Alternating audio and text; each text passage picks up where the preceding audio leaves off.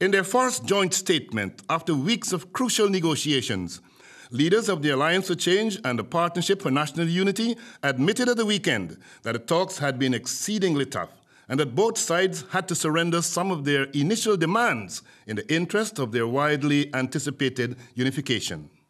A plethora of thorny issues are still to be ironed out, but critical decisions that reflect the configuration of an administration envisaged by the new alliance have already been made.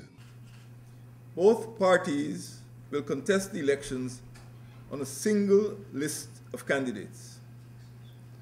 A Partnership for National Unity will nominate the presidential candidate, and the Alliance for Change will nominate the prime ministerial candidate. The Alliance for Change is assured of 12 seats in the National Assembly. In the construct of a new government, a Partnership for National Unity will be allocated one vice president and the Alliance for Change 2 vice presidents. Prior to the talks, the Alliance for Change had indicated their unpreparedness to play second fiddle to any coalition with Apnu, but AFC leader Kemraj Ramjatan said that their initial demand for leadership of the grouping had to be sacrificed at the bargaining table in view of other credible alternatives proposed by Apnu. We feel that it was an acceptable proposal, and that is why we signed on, and that is why I shifted. You know, I'm a lawyer. I start with very high standards in relation to bargaining, and I knew that it is going to be a hard bargain. Indeed, it has turned out to be this as the best product that we can arrive at. And indeed, I have been with my membership, supporters, financiers, and they have supported this to the extent of saying here, it is something that is very much acceptable, it is viable.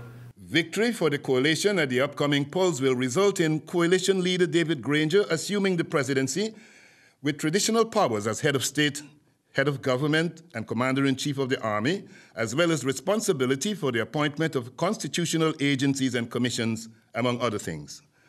But a prime ministerial position, which is earmarked for attorney-at-law Moses Nagamutu of the AFC, is not envisaged to be that of a low-key or toothless sidekick of the president.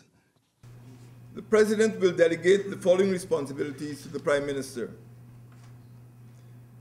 domestic national affairs and chairing the cabinet, recommending ministerial appointments and providing the organizational structures of the ministries for the approval of the president, appointment of heads of agencies and non-constitutional commissions with required and agreed democratic mechanisms of consultation,